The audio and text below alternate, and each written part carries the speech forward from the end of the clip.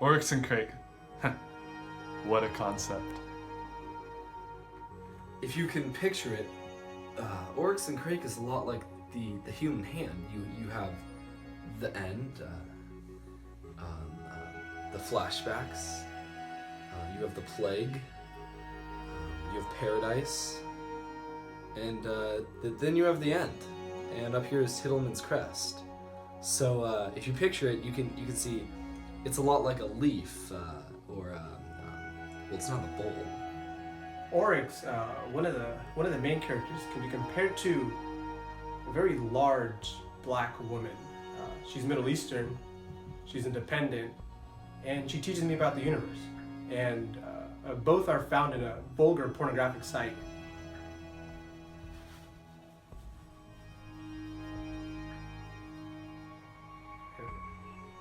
Crake.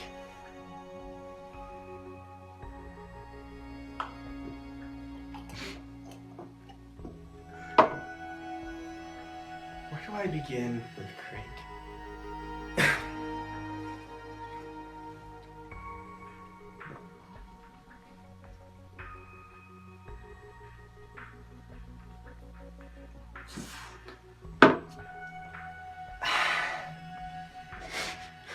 Crake came into Jimmy's life later in his childhood. During this, him and Jimmy would watch porn, play Extinctathon, which is where Crake got his name, and they would watch people kill themselves. Crake was a smart man and went to a top university. Crake ultimately destroys the world, but leaves Jimmy, his childhood friend, with the Crakers. Along with this, he ultimately kills Oryx because Jimmy loved her, but she would have distracted Jimmy from the Crakers, which ties in to Crake believing in science over human emotions and morals.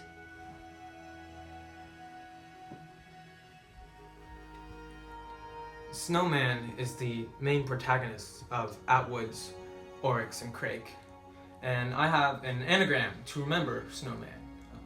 S is for Snowman, because that is his name. N is for No Mother, because she ran away, protesting the animal abuse in the labs.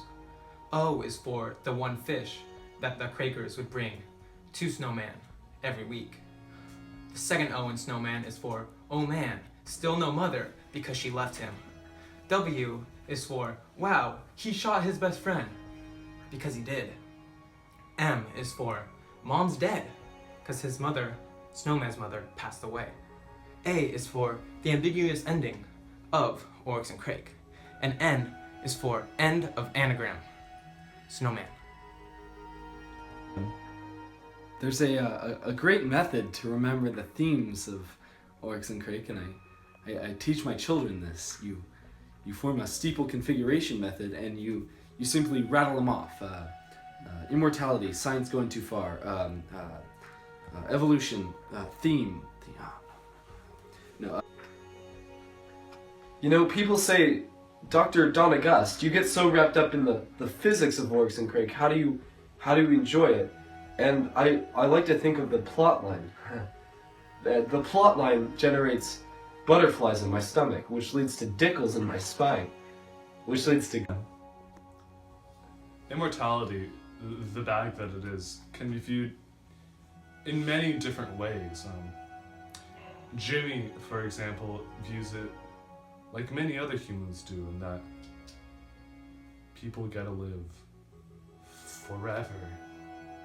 But Crake thinks that immortality is like people living without the tortograph says that the probability is higher that Jimmy thinks that immortality is when people live forever. But Crake thinks 30 is a limit because he doesn't want the probability for people to be thinking that they fear death, because that's bad. Immortality is a lot like a hot dog bun, that if you put it in a bag, you Is that the light of immortality? No, this is Patrick.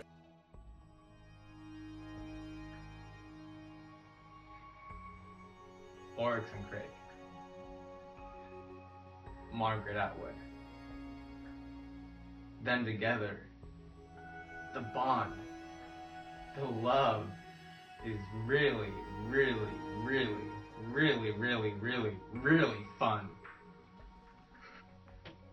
The general plot of Oryx and Crake starts with Snowman at the end of his life, and he is with a group of Crakers, the beings that Crake invented, and he believes he is the last man on Earth. He goes back as flashbacks to his childhood when his mother left him and took his pet raccoon, a mixture of a raccoon and a skunk. And around this time, he met his friend, Crake. Crake and him used to hang out every single day after school, indulging themselves in vulgar websites. But after high school, they went to different colleges.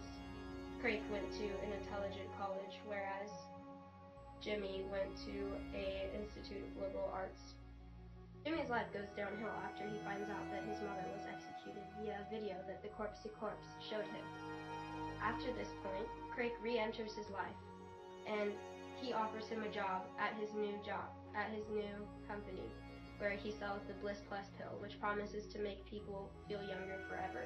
But he also has a side job where he creates his own people. He calls the project Paradise. He names them the Crakers.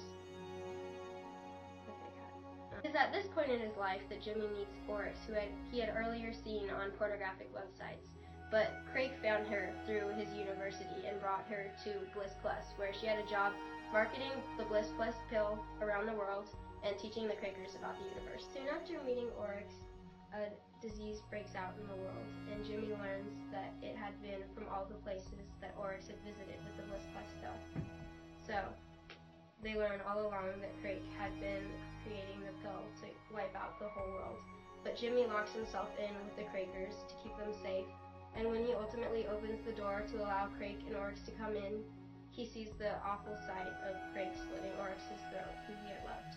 Flash forward to Snowman's narration of the novel. He is running out of food, so he leaves the Crakers to go back to the site where Crake had initially created the Crakers. And he is chased by some Pagoons into a watchtower where he hears a radio when he is then notified that there are actually 3 people that still exist in the world.